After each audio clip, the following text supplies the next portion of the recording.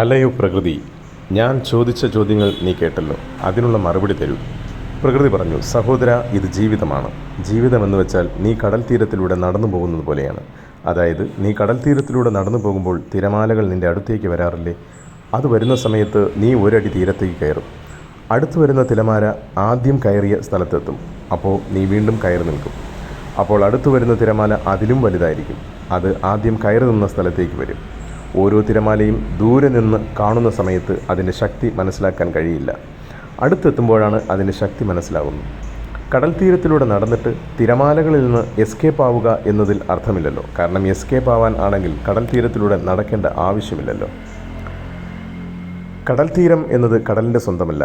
കടൽ തിരമാലകൾ മാത്രമാണ് കടലിൻ്റേത്. കടൽ തീരം പ്രകൃതിയായ എൻ്റെ ഉടമസ്ഥതയിൽപ്പെട്ടതാണ്. അവിടെ കടൽ തീരം എന്ന പേര് വരാൻ കാരണം കടലിൻ്റെ തിരമാലകൾ ഏത് സമയവും വന്നു പോകുന്ന സ്ഥലമായതുകൊണ്ടാണ്. അതുകൊണ്ട് കടൽ തീരത്തിലൂടെ നടക്കുമ്പോൾ തിരമാലകൾ തീർച്ചയായിട്ടും വരും. ആ തിരമാലകൾ വന്ന് നിൻ്റെ യാത്ര തടസ്സപ്പെടുത്തിയിട്ടും നീ അതിലൂടെ തന്നെ നടന്നു പോകുന്നത് നീ തിരമാലകളുടെ ഗന്ധവും ശബ്ദവും എല്ലാം ആസ്വദിക്കുകയാണ് ചെയ്തത്, അല്ലാതെ വെറുക്കുകയല്ല. നീ കടൽ തീരത്തിലൂടെ നടക്കുമ്പോൾ ശ്രദ്ധിക്കേണ്ട കാര്യങ്ങൾ: തീരത്തിലൂടെ നടക്കുമ്പോൾ സ്വാഭാവികമായിട്ടും ശരീരത്തിൽ തിരമാലകൾ തൊടാം. പക്ഷേ തിരമാലയിൽ നീ മുങ്ങാതെ നോക്കണം. മുങ്ങിയാലും ദൈവം നിനക്ക് തന്നിട്ടുള്ള 2 കാലുകൾ തീരത്ത് തന്നെ ഉറപ്പിക്കുകയും ആത്മവിശ്വാസം കൈവിടാതെയും നിൽക്കണം. അഥവാ നിൻ്റെ കാലുകൾ തീരത്ത് നിന്ന് പൊങ്ങുകയും നിൻ്റെ ആത്മവിശ്വാസം നഷ്ടപ്പെടുകയും നിൻ്റെ നിയന്ത്രണം നിന്നിൽ നിന്ന് നഷ്ടപ്പെടുകയും ചെയ്താൽ നിൻ്റെ നിയന്ത്രണം കടൽ തിരമാല ഏറ്റെടുക്കും. നിയന്ത്രണം കടൽ തിരമാലകൾ ഏറ്റെടുത്താൽ അത് നിന്നെ കടലിൻ്റെ ഉൾത്തട്ടിലേക്ക് കൊണ്ടുപോകും.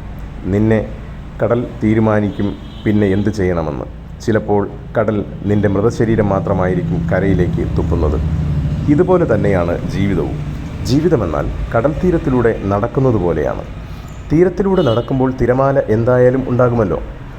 അതുപോലെ തന്നെയാണ് ജീവിക്കുകയാണെങ്കിൽ പ്രശ്നങ്ങളും ബുദ്ധിമുട്ടുകളും എന്തായാലും ഉണ്ടാകും.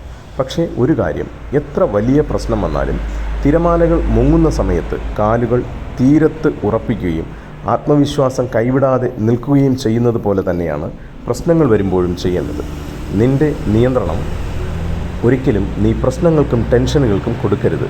കൊടുത്താൽ കടൽ നിൻ്റെ ശരീരം തുപ്പിയതുപോലെ ടെൻഷനുകൾ നിന്നെ നശിപ്പിക്കും. പിന്നെ ചെയ്യേണ്ടത്, തീരത്തിലൂടെ നടക്കുമ്പോൾ തിരമാലകൾ നിന്നെ ബുദ്ധിമുട്ടിച്ചാലും നീ വീണ്ടും അതിലൂടെ തന്നെ നടക്കാൻ കാരണം അതിനെ നീ ഒരു ബുദ്ധിമുട്ടായി എടുക്കാതെ നിൽക്കുകയും ആസ്വദിക്കുകയും ചെയ്യുന്നത് കൊണ്ടാണല്ലോ.